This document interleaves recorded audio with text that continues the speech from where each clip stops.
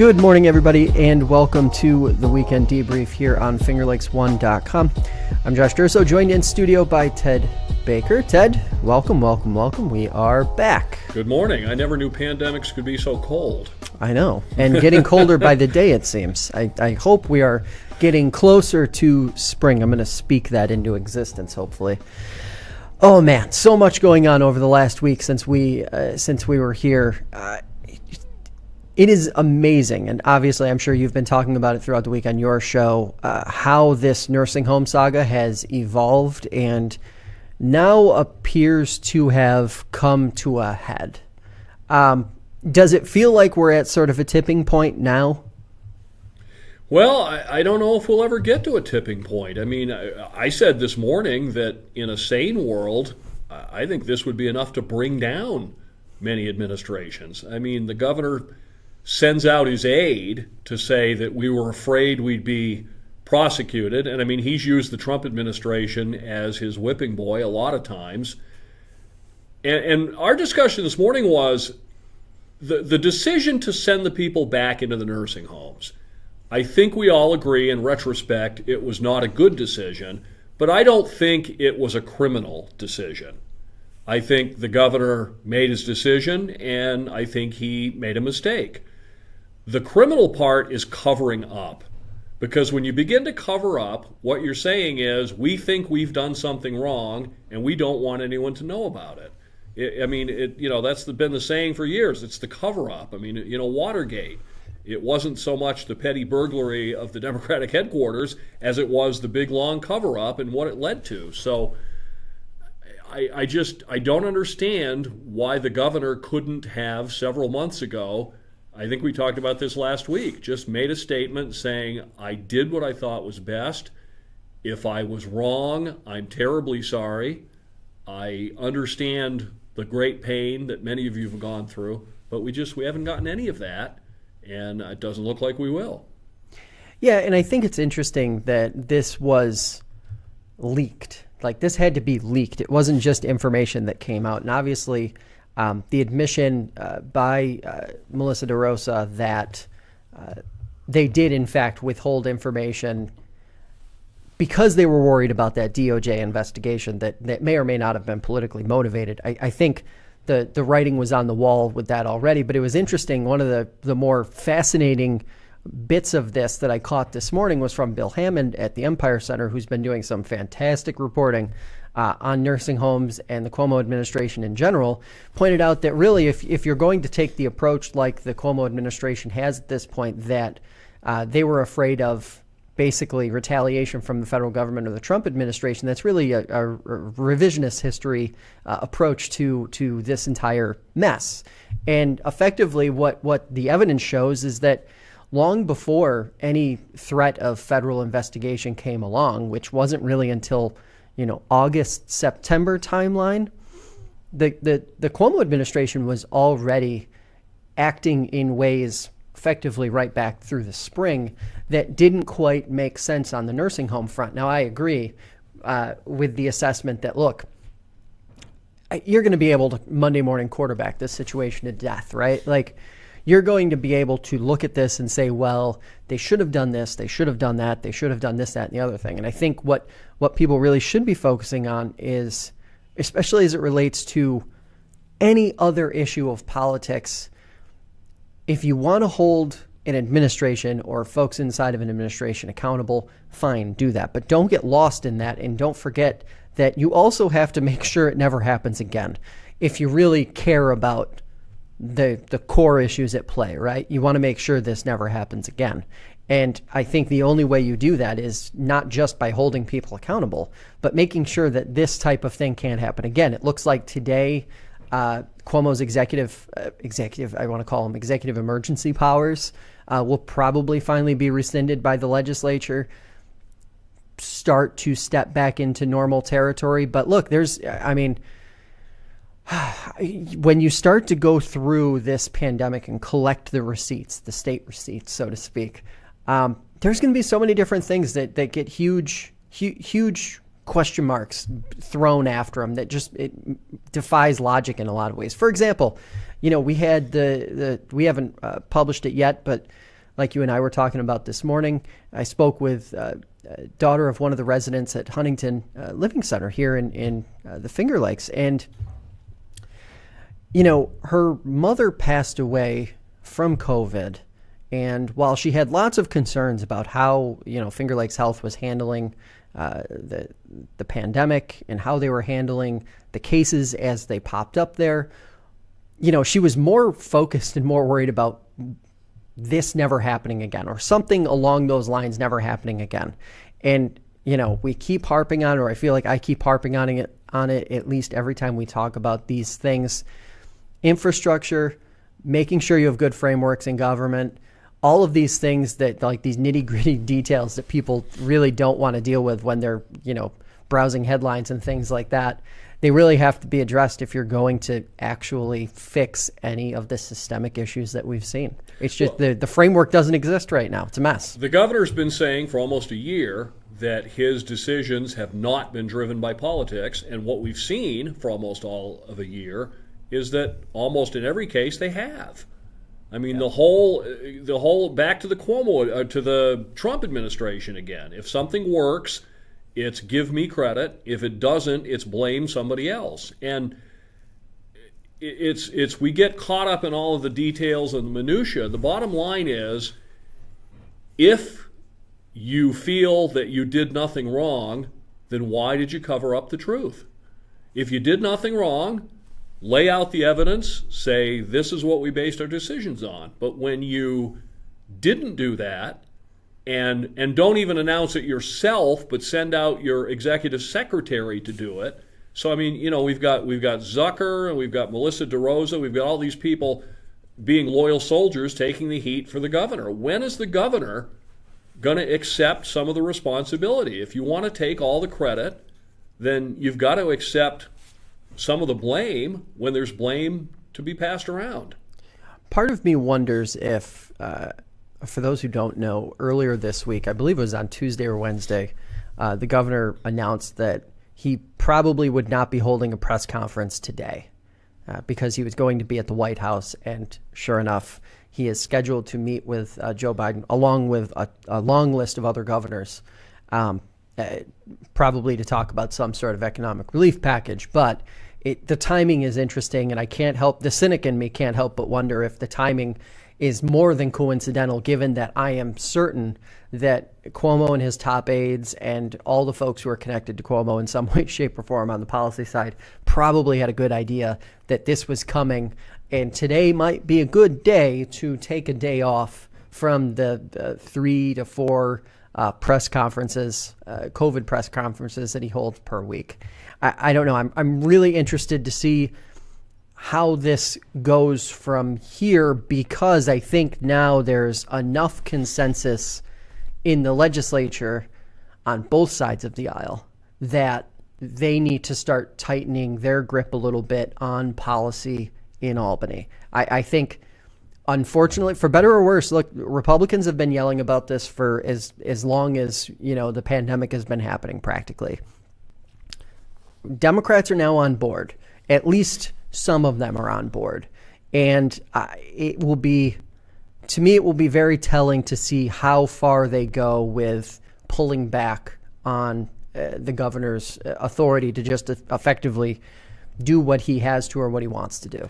And this really goes way back before the beginning of the pandemic. I've said ever since I've been a New York resident, I'm just surprised at how much power is in the executive branch and how little in the legislative branch. I mean, we have a budget that is essentially whatever the governor says. We have these announcements all the time of this money being spent, that money being spent.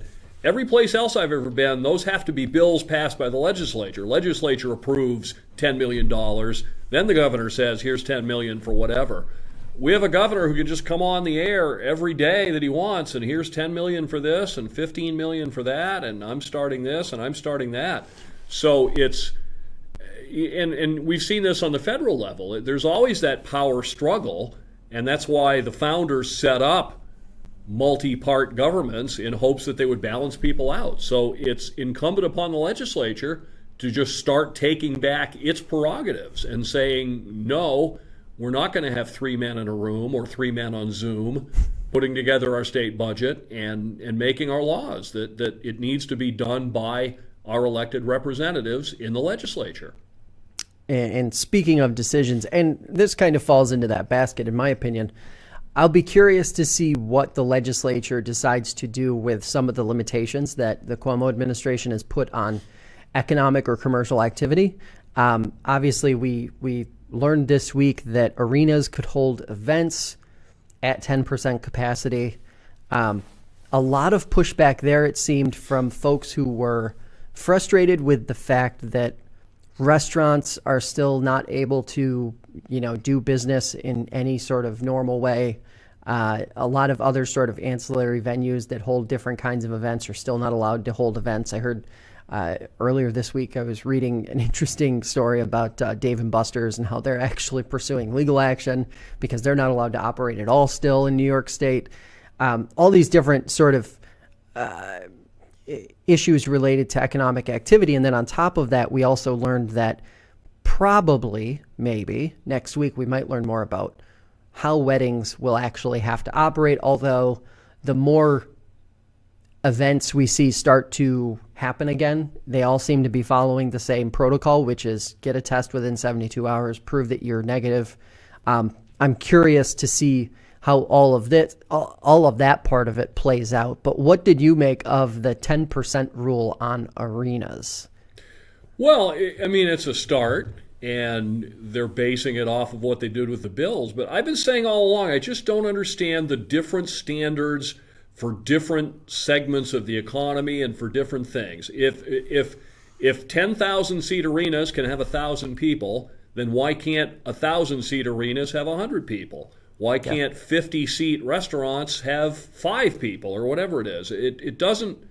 The virus doesn't know whether it's in a bar or a football stadium or a Dave & Buster's, and that's been one of my complaints all along. This 10 p.m. curfew. One judge overturned it. Another judge has reinstated it. What is the purpose of that? How does that prevent the spread of the virus? How does making me buy a bag of chips when I get a drink prevent the spread of the virus? It doesn't, and that's what just frustrates the heck out of so many people.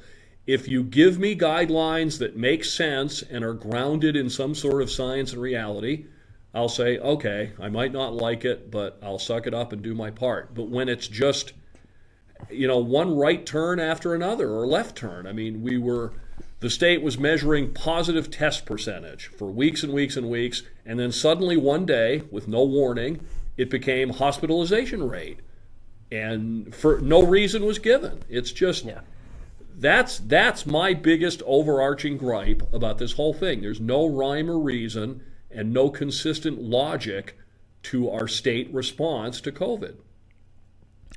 Yeah, and sort of piggybacking off of that, I think a lot of the frustration just is born out of the business community who feels like they aren't really being given good fact-based information. I mean, the data and the science is changing by the day. So I understand the desire to want to follow that information and that data as it ebbs and flows. But you're also getting very mixed messaging, and we're going to talk about vaccination in New York State in a couple minutes here. But, for example, the CDC messaging this week has been, well, if you're vaccinated, you don't have to quarantine. And if you have been vaccinated, you also don't have to, do the whole 2-week quarantine thing if you do test positive, which doesn't really or come into contact, I guess, with someone who tested positive. Again, well, not only that, stuff that doesn't really make sense, up against what seems to be the prevailing data that we've been following throughout this entire pandemic. Here's another twist. My understanding is that Dr. Fauci has now said if you are fully vaccinated, that there's no reason that you can't associate with other fully vaccinated people, no masks, no nothing. So, right. And we discussed that this morning. Tell me that if I go get 2 doses of vaccine and I walk into Walmart without a mask, that they're just going to go, what are you doing? I'm vaccinated. I don't need a mask. You think that's going to fly? I mean, we're going to, which was a topic of discussion. Maybe we can get into a little bit more later. But the idea of what are we going to do as we begin to approach this herd immunity? Are we going to have to carry our papers around and show that we've had our 2 doses in order to drop our mask, or is someone going to say, well, just keep it on anyway? Yeah, I mean, and we can get into that because I think that's sort of connected to this whole broader issue, which is what will normal look like afterward, after the pandemic. And, I was talking to a couple of friends about this the other day, and,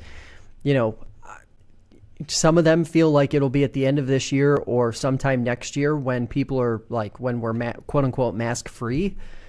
I don't know if it's ever going to happen, honestly. I don't think it will. I think that there is going to, because it's been politicized partly, in my opinion anyway. I think mask mandates will end, but I think you're going to see a lot of people by choice continue to wear them. Yeah. No more handshaking. I don't think we're going to ever just throw away the mask and that's it. And boy, COVID, that sucked, and I'm glad that's over. I don't think that's ever going to happen.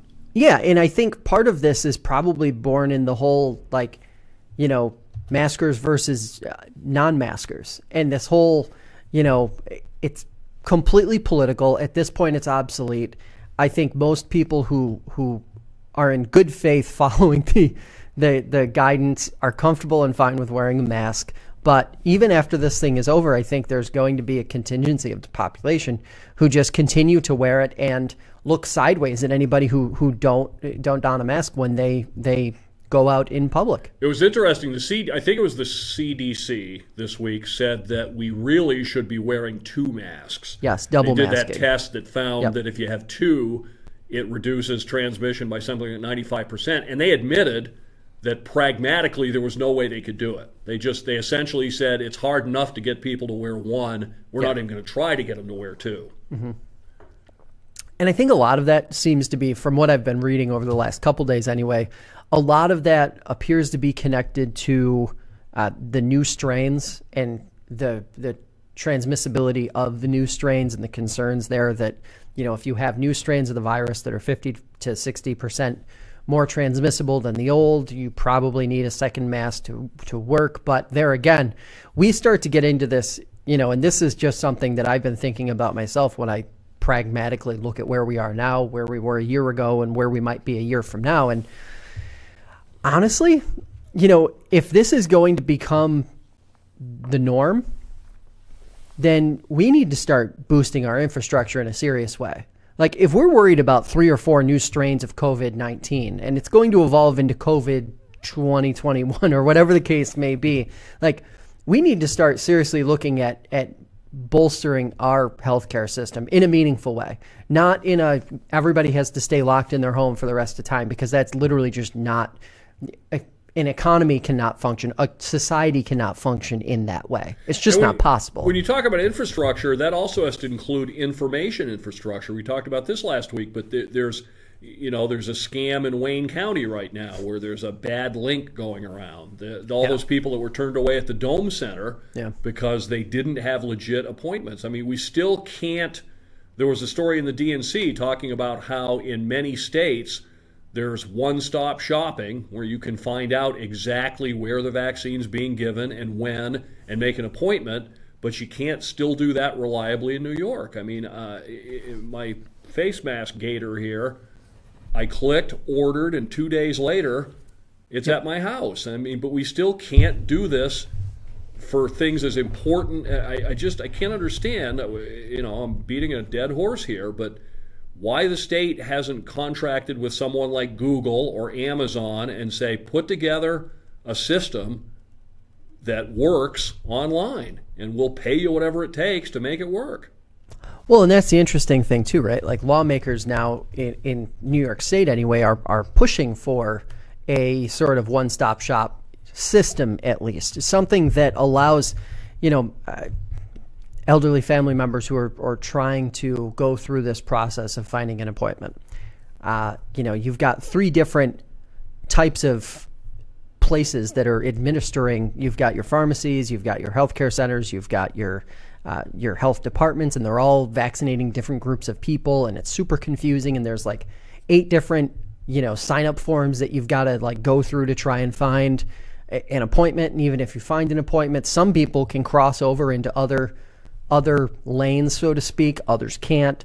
And then you sort of, the backdrop of that for me anyway is listening to the CDC this week say, or Anthony Fauci speaking on behalf of sort of the federal government, saying he thinks by, March, April, May, we're going to be in critical mass territory where all of a sudden anybody who wants a vaccine can get a vaccine. Well, right. And how's that going to work if we can't fulfill the need now?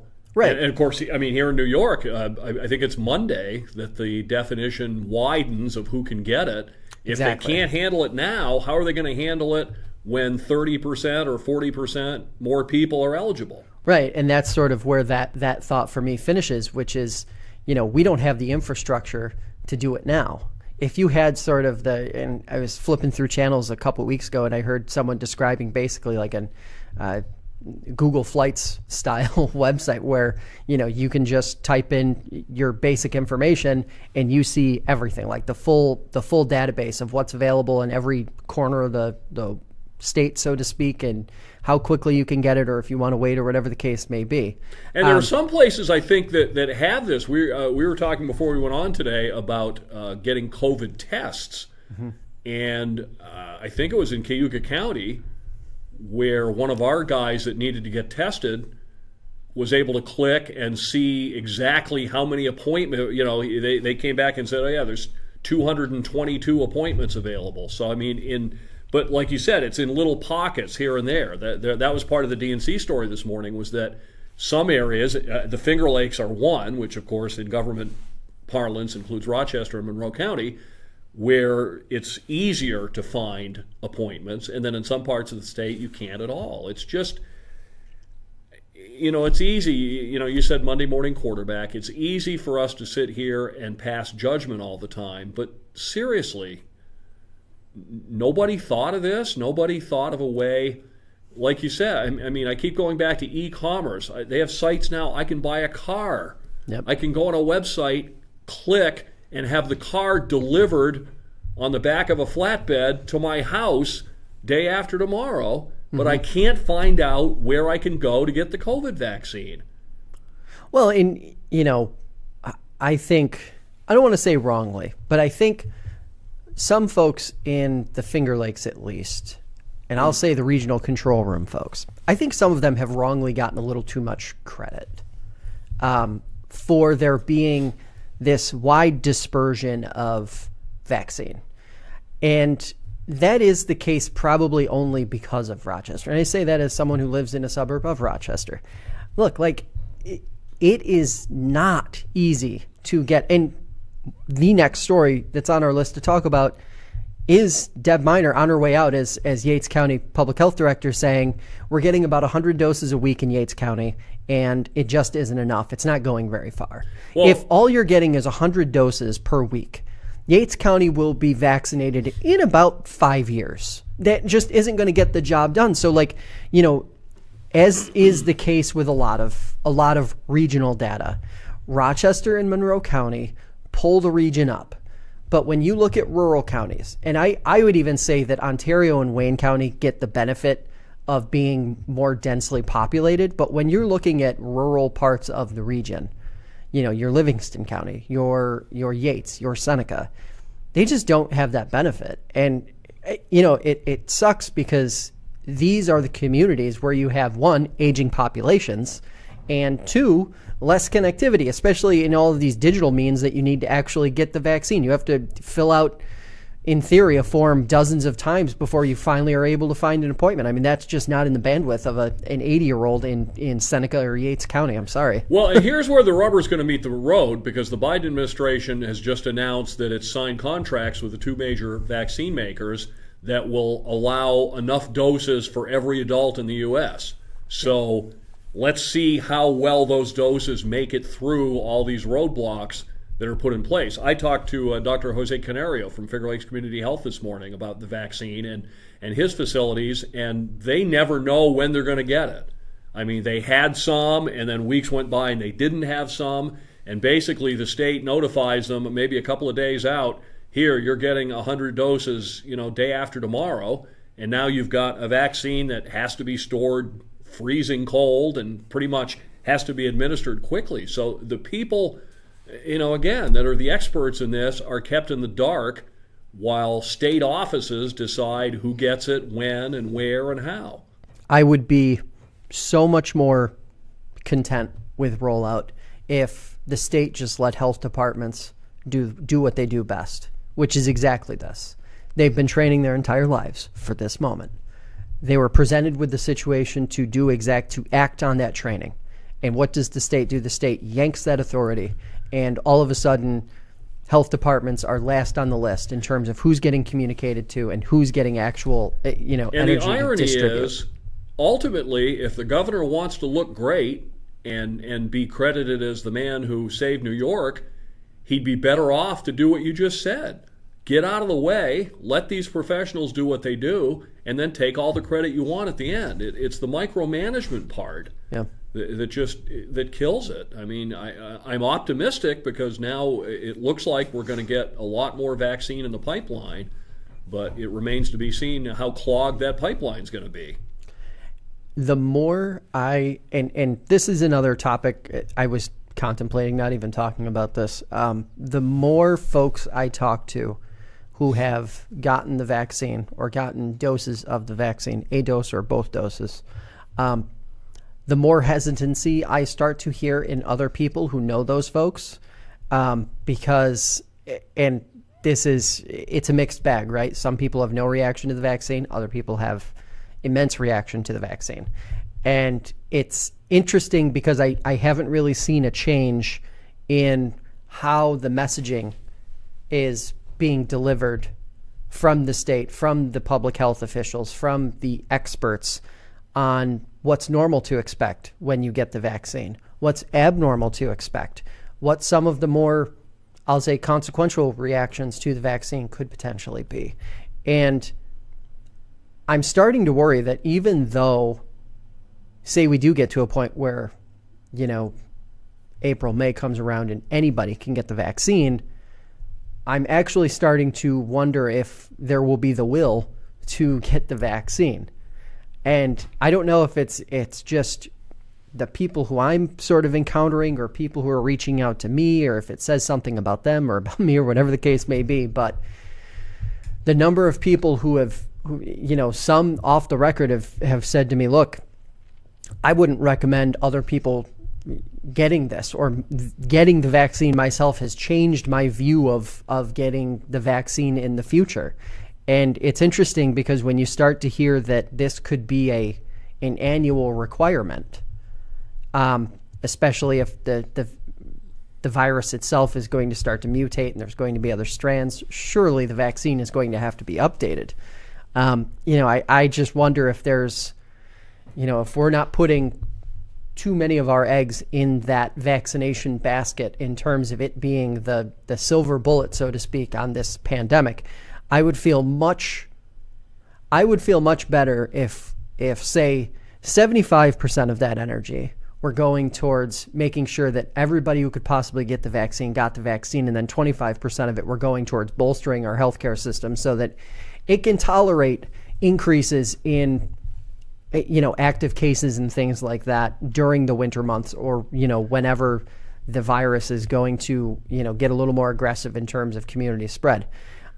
I would feel much better about that, or that type of scenario, than I do about the present one, which is, look, we just have to get everybody vaccinated and then we'll just be able to go on with the status quo. The status quo is what got us here. Well, and you look at, there are still things built into the economy, whether it's COVID or the flu or just any kind of routine sickness. How many people go to work when they're sick because they fear losing their job if they don't, or they can't find childcare? Remember the child that fell into the grease trap because mom had no viable health care and had to bring him to work. So, I mean, some of that prevention, all this, washing your hands and how much spread of all kinds of disease could be stopped if people didn't feel like they had to go to work even when they knew they were sick. Well, and think about the mixed messaging that produces when You have Anthony Fauci saying what he said earlier this week about, if you've been vaccinated, you don't have to quarantine. You don't have to, that literally reinforces all of the terrible cultural values that got us into this boat in the first place. Look, if people didn't leave their house when they were sick, we wouldn't have a pandemic, right? If people just were trained, literally, to stay home when they're sick, or even when they're starting to feel sick, or work remotely, or whatever they have to do, just don't go infect a bunch of people, we probably wouldn't see the community spread that we see. But it's culture more than it is anything else, and from my point of view anyway. I think that's why we see a lot different numbers in places like Japan. That's a society where conformity and following authorities is more favorably looked on than it is here in the U.S. I mean, we're the United States of freedom, freedom, freedom, and no one's going to tell me I have to wear a mask, and no one's going to tell me I have to get a shot. And yeah, there is a lot of cultural things at work there. Yeah. And so this past weekend we ran, so the last 2 weekends actually, we ran a double feature with a look at the eviction moratorium, how it exists right now, how it operates, and what the clauses actually look like inside of that if a tenant is faced with eviction. Really interesting stuff, I thought, because I'm not so sure that very many people realized how open-ended the moratorium actually is in terms of benefiting the tenant and kind of putting the landlord in an impossible situation. So essentially, what this allows a tenant to do is sign a declaration that either says they lost income, which makes sense. If you lost income because of the pandemic, you should not be evicted under any circumstances. But it also allows any individual to basically claim a health risk and say, look, moving poses a health risk to me or my family members. And that is also a viable clause in this declaration to eliminate or at least stop eviction proceedings in court. It's interesting because, I would assume that that's going to be extended. Now, there are a lot of folks who think that that will not be extended in May and that that's when it will end. I'm looking at what the federal government's doing, and I'm looking at what the state government is doing, and I'm also looking at what the advocates for fair housing are saying. And it was interesting. I spoke with an attorney who's been an attorney for 30 years in the real estate landscape, and he's represented both tenants and landlords. And he didn't think that there was going to be any systemic change on the other side of the pandemic, meaning there wasn't going to be any drastic shift in policy or how housing is treated in sort of a fundamental way. I got to tell you, I'm not so sure about that. And I don't know what that means exactly, but I don't know that we're going to be in a place where even after the pandemic that evictions, happen. Like, I'm not sure that they will just sort of resume, and there, a lot of folks think there will be a housing crisis for renters if that does play out. I'm not sure we're ever going to see that tested because I don't think the socioeconomic or the social politics of what's going on right now will allow it. I really don't. Well, a lot of economists are talking about 2024, 2025 for a return to normal. And like we said many times in our conversations, what does normal look like? Yep. If restaurants are people, like we just talked about, people continuing to wear masks and continuing to be cautious after the pandemic is, quote, over, whatever that means, how many people are going to be reluctant to go to a crowded place and eat sitting next to other people? I mean, I don't think the restaurant industry will be back where it was. With all the people working from home and virtually, I don't think the airline industry will get back to where it was. There are going to be whole bunches of our economy that are going to be permanently shrunk and displaced and moved around. So it's there's starting to be a growing conversation. I guess we led the way, but I'm hearing more and more people say, okay, since we're getting close to this after COVID world, what's that world going to look like? Yeah, and it's interesting because I think a lot of the fundamental things, I think some of the daily stuff that people interact with have changed permanently. I think, like listen to Joe Salzone on Twitter all the time say how he can't wait to see Zoom die. Zoom's not dying. Zoom's not going anywhere. It's here permanently. Yeah. The business community is going to forever use it, and frankly, I think the media world is going to have to too. Sure. And, I don't know that, in the same way that, we're going to talk about supermarkets next, Instacart and digital ordering of groceries exploded in 2020. Yeah. And the trend was already in that direction, right? So it was already going that way.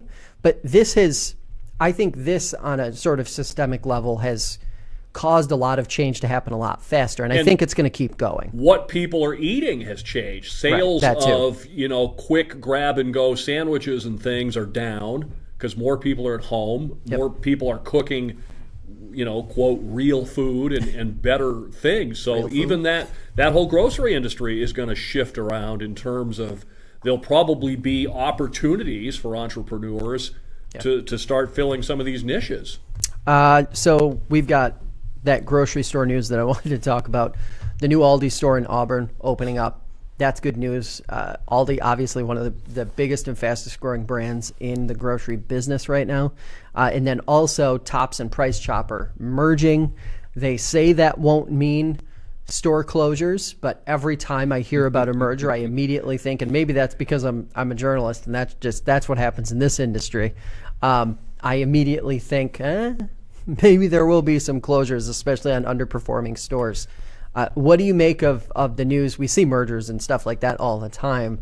But do you have any reservation about those two brands in particular merging up at this point? Well, I think what's happened is, and I've talked about this with stores like Sears and Penny's in the past, is stores like Tops and Price Chopper have got caught in a squeeze. At the low, inexpensive end, you've got Walmart, you've got Aldi, you've got the dollar stores, places like that. In the upper end, you have Wegmans and Trader Joe's and Whole Food, and they've gotten caught in the middle. They're neither one nor the other. I mean, you've seen Price Chopper has their, what do they call it, Market 32, which is their more upscale attempt. Yep. They've gotten caught. It's the same thing with stores like Sears and Penny's. Walmart undersells them on price, and the higher-end department stores outsell them on high quality and sort of status symbol, and they're just caught in the middle. So I think they're saying there's no way we can be in this middle position by ourselves. If we combine together, maybe we can be stronger. I was looking at the list the other day. I saw Clay was one community in Onondaga County that has both a Price Chopper and a Tops. I don't know how far apart they are. It's fairly populous, so maybe they can support two stores. But the cynical me says, I don't think I've ever seen one of these things that really ended up benefiting the consumer in the end. I mean, we're down the road and talking about these societal trends and post-COVID, we're getting closer and closer every day to Google, Amazon, and Walmart being our only three shopping choices. Yeah, and to that end, sort of piggybacking off of that, I spent some time this week and really over the last few weeks reading sort of the supermarket industry news wires, just sort of picking up little bits and pieces here and there. And it seems as though the supermarkets that are doing the best are the ones that have the most reliable or most trusted homegrown brands. So the stores that can sell the most of their own brand are the stores that do best. So you start to think like Target and Walmart and obviously Wegmans. And when you look at places like Price Chopper and Tops, they don't have that recognition. Like, you mentioned Trader Joe's. Basically everything you buy in Trader Joe's is the Trader Joe's brand. Right. And there's trust there. Beyond at least in sort of the communities where Tops are in the Finger Lakes, the one complaint that I've heard my entire life is that they just don't align on price. They never have. And even, Price Chopper, even though price chopping is in their name, I've never walked into a Price Chopper and thought, this is a really inexpensive place to buy groceries. Right. It's just another place to buy groceries. And to your point, it is sort of that middle of the road squeeze. But I don't know that either brand, because when I heard the news, I thought to myself, that's really weird, because why would two companies that in theory are on top of their game right now because of the pandemic and having literally record-breaking sales, why would they need to merge? That doesn't make sense. Unless there's something fundamental in the long term that they see within the two companies by themselves that just makes them not feel too confident. Well, there are always economies of scale. So, I mean, if you have, I don't know what I believe the merged company will have something like 300 stores, if I remember correctly. So if you're buying for 300 stores, you can get a better price than if you're buying for 100 stores. So, I mean, there are some things like that. But I just think that, like you said, they're caught in the middle. So I know why I go to Wegmans. I go to Wegmans to get really fancy niche stuff. I go to Aldi or Walmart to get really cheap stuff. Why do I go to Price Chopper or Tops? It's not quite this, and it's not quite that. And then when you talk about Wegmans, I think Wegmans are among the most brilliant retailers, up there with Sam Walton, in the 20th and 21st century. Let's face it, the last time you went into Wegmans expecting to spend $3, you came out $57 later. We all do it because you got the guy back at the fish counter, with a picture of the boat and the captain that caught the fish and free samples. I mean, they're terrific at making you want things. You go in there for your milk and bread and you go, oh man, that smells good. And you pick up, a lobster tail or some prepared, fancy meal to take home. Well, I think that's another part of it too. Obviously, everybody thinks of Target when it's actually pretty regularly referred to as the Target effect. What you just described, you expect to go in and, $15 worth of stuff, and you walk out with $150 of stuff. You're like, what did I do here? I think what we see with some of them is like a difference in marketing approach, right? And how the stores are actually fundamentally set up. Like Tops is set up, or Price Chopper is set up like the grocery store that we remember from 15 or 20 years ago, and which is part of the problem. Wegmans, Target, Walmart, all these other places are set up to make sure that you spend a lot of money when you walk in there. And see, Target, you ask yourself, what's your market position? Target, I think most people think of them as a Walmart with slightly nicer stuff. And maybe a little more variety. I mean, that's if you can't answer that question. I mean, coming from an advertising medium as I have for my whole life, I'm on the programming side, but I think I understand the marketing side a little bit. If you can't answer that question, what are you for? Then you're in trouble. I mean, that's what happened to Sears. Yeah. For years you'd go into Sears. That's where you'd buy your lawnmower. Well, now I can get a cheaper one at Walmart, or I can get a fancier one at the big box stores. Sporting goods. I mean, all these reasons to go to Sears started disappearing, and then so did Sears. Well, and to that end, I can just think of my own family who live in the Seneca Falls, Waterloo area, and how often I've heard them say, literally my entire life, well, we shop at Tops because they have the best meat. That is the thing that, at least on the local, the hyper-local level, that's the thing that they're known for. And that's not a good thing. When you're a supermarket and all you're known for is, your meat's okay.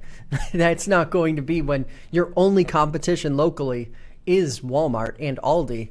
You're not really going to be doing too much. That said, I also want to sort of point out here, I think that there is a future for supermarkets in sort of the true mom-pop way. So like the Big M down in Ovid.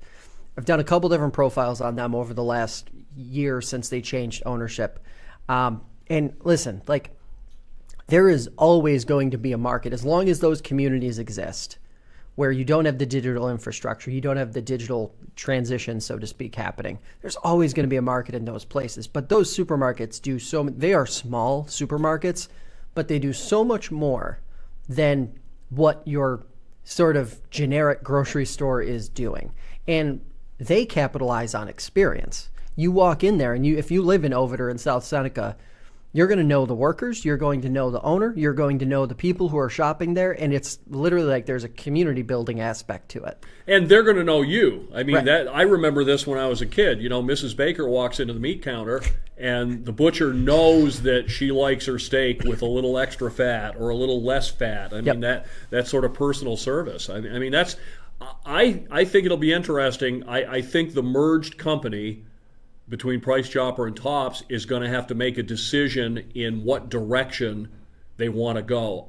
My prediction is I think they'll go for the top end. I don't think they'll try to compete on low price with Aldi and Walmart. I think you'll see them get a little bit fancier and try to compete with the Wegmans segment of the market. It's interesting because I don't think they can compete there. I don't think It'll be tough. I don't know if they can either, but I think that's probably their better chance of the two. So we've got a couple Canandaigua topics to fit in quickly here at the end of the show. First is the housing project that got scrapped. The developers pulled out of it earlier this week. We learned that.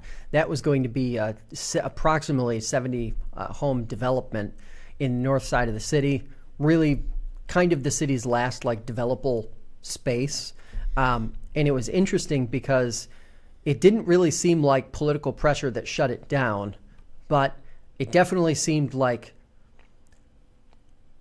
politicians in Canandaigua not quite giving the developers the attention that they wanted to fast track the development. Now, why do we want to talk about this today? I wanted to talk about this because I think it's fascinating, and I can't imagine that there won't be a lot of scrutiny come down the road as we continue to see this housing issue or this housing crunch grow. I mean, if anybody has looked at trying to buy a house or simply just kept an eye on the market, houses are selling at 5, 10, 15, 20% over value or over asking price. And, they're selling very fast. And the pandemic hasn't slowed it down. Apparently, Greater Rochester, I guess, is being seen as a nice mid-sized city for people to escape from places like California, where you're going to spend $600,000 for any kind of a decent house in the San Francisco Bay Area. Because we were talking before we went on, Evan Dawson's show on public radio tackled this a few weeks back and talked about some of the things you're experiencing in your life now, where you have to make an above asking price offer and waive inspections and be ready to close instantly. And even if you do all those things, you got 10 other people you're competing with. It's really an overheated market, and it seems strange in a pandemic, but that's what we're seeing is some segments of the economy, some people are thriving right now, and others, as you said, especially in our rural areas that watch these podcasts, are not. Well, and carrying over from that, the story that we're talking about, when you're talking about possibly infusing 70-some houses into a market where the stock is lower than it ever has been historically, that's a huge loss. That's a huge loss, especially when you're talking about houses that would have fallen in quote unquote the median market range, what people on average spend on housing, which I would argue that given, according to the reporting, the number was around $300,000, which if that's what you're paying in Western Ontario County for a home, then, I guess that says something else entirely about the housing market. But at the same time,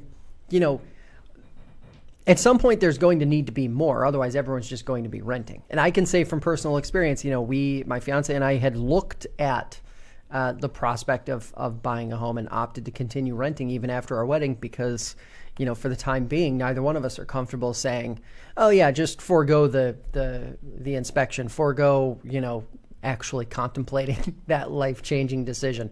Just jump right in there and make one. It's just not something that we can do. I mean, that's and when it comes to housing development, undoable. People, they want their house, and when you buy a house next to an open field, you don't want a bunch more houses going into that open field. I mean, there's always that objection. People buy a secluded house for the nice view, and then suddenly 70 more new ones go in right next door, and now you're not so secluded anymore.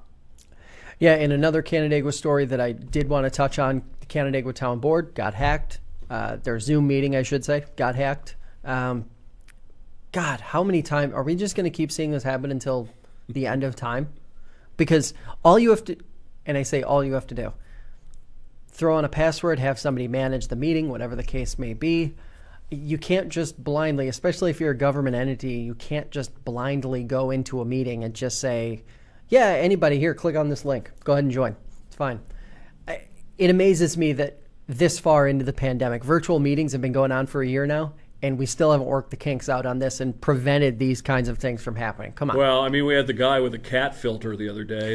You heard that story? Operator error. That was operator error entirely. But, I mean, I go in virtual, our Rotary Club has virtual meetings, and you still have to tell people, mute. You still hear private conversations. I mean, it's those of us who fancy ourselves as pretty tech savvy don't often realize that a lot of people just aren't. And it's asking them a lot to figure out how to click this and join it. But yeah, I mean, you make a pretty good point, which is if you just put the link openly, then anybody can dive in. I mean, there seems like there would be some way to vet people or to at least make them jump through a couple of hoops to make sure they're legit. Yeah. All right, where can folks listen to you Monday through Friday, Ted? I'm on the Finger Lakes Morning News. That's on Finger Lakes News Radio. In Geneva, it's 106.3 and 1240 WGVA. In Auburn, 98.1 and 1590 WAUB. And coming soon to a high school gym near you. And yes, high school sports. It's coming back. It's happening. All right, we'll be back next week. Until then, stay tuned, keep listening, and tune into those games that are going to be coming up in the next week or so.